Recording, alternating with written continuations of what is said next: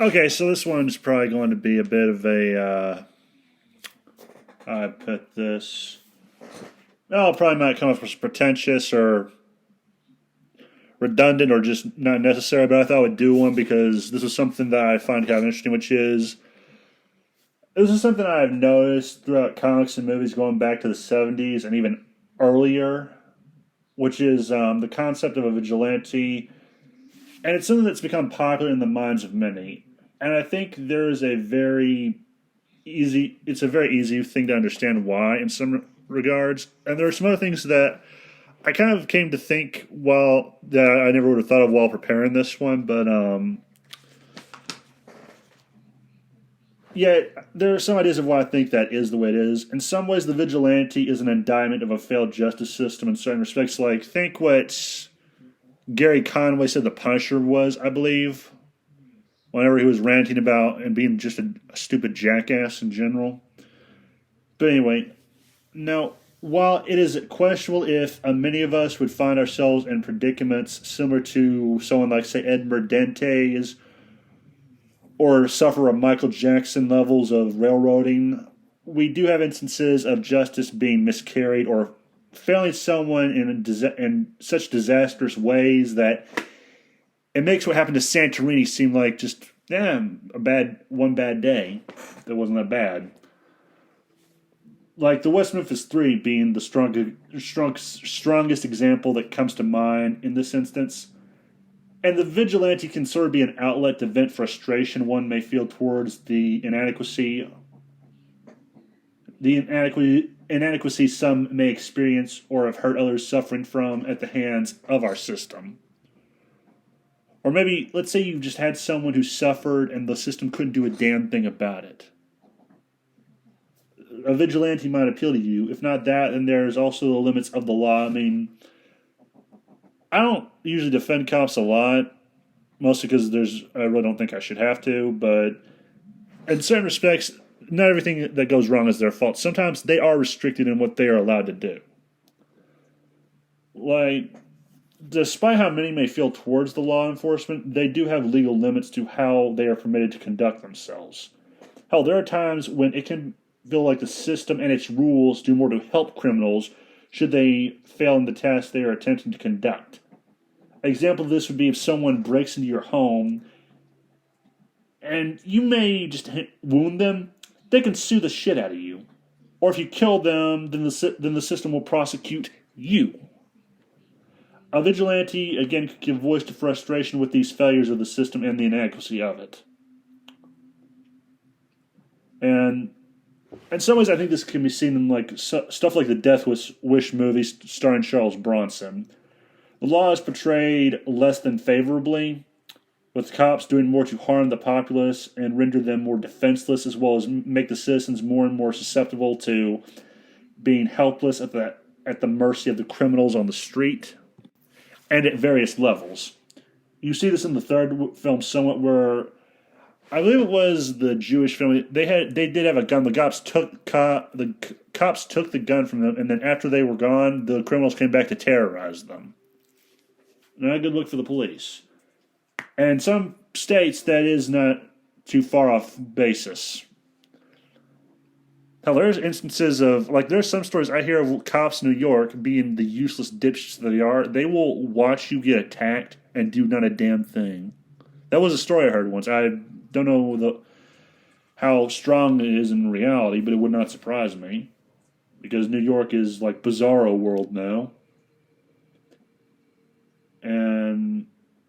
And these films are just old school, take no prisoners, send the shitbag straight to hell type of stories. Like, they're simple, you get where it's going, and they're entertaining on some level.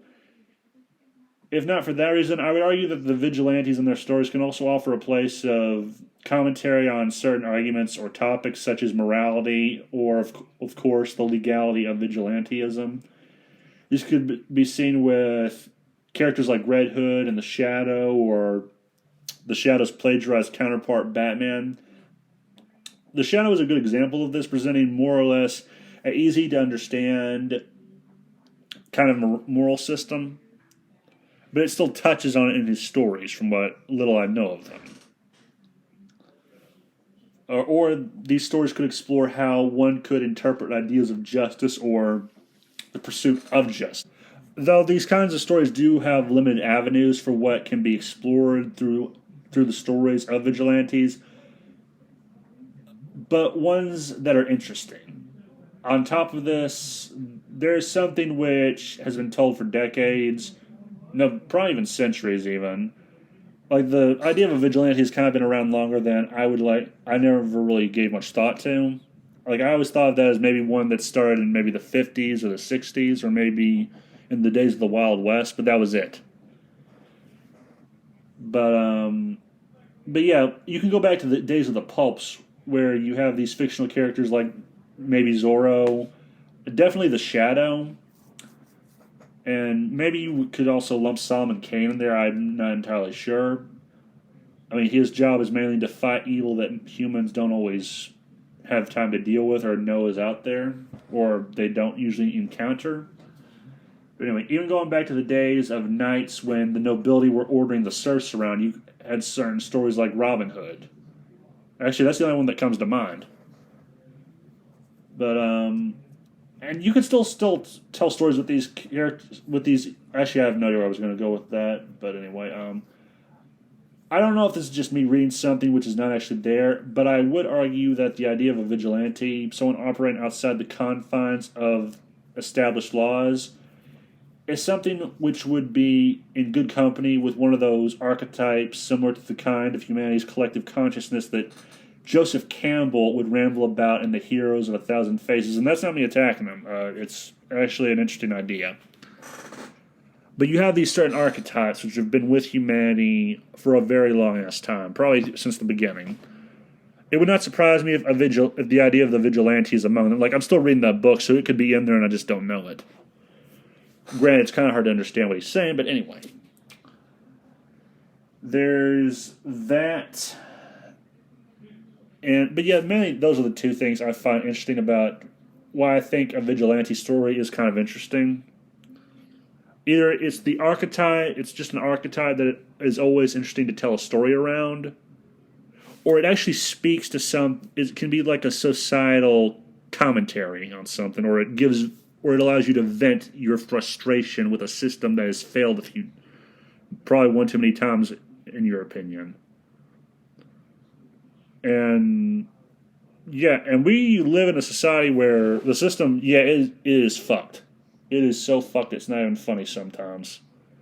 I mean, there are times it works and there are times it doesn't work. That's all I wanted to say on that. But I do like the idea of a vigilante because, again, it gives you the option to like give commentary and your thoughts on something that you probably could not do in certain other types of stories. Unfortunately, vigilantes have been kind of ruined now by the modern entertainment industry, which does not surprise me. They ruin everything else under the sun for funsies. But yeah, that's the video.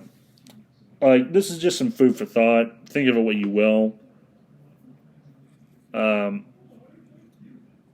Yeah, I just find it interesting, and I wanted to kind of put some opinions on it in video form or audio form in my case. And yeah, now that's done, I think I'll call it here. Have a nice day, and remember the game was rigged from the start.